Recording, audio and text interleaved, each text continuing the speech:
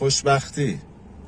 به نظرم اولین قدم برای احساس خوشبختی داشتن حذف انتظاراتمون از معادلات زندگی هستش. یعنی اگر برای هدفی تلاش میکنیم، اگر بهش نرسیدیم مهم نیست.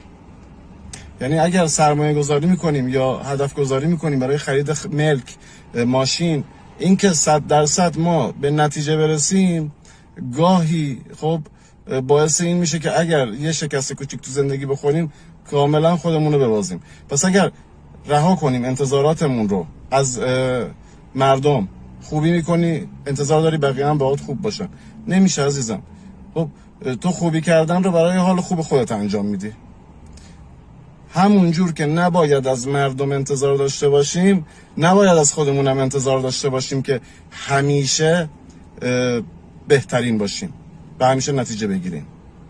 موفق باشیم.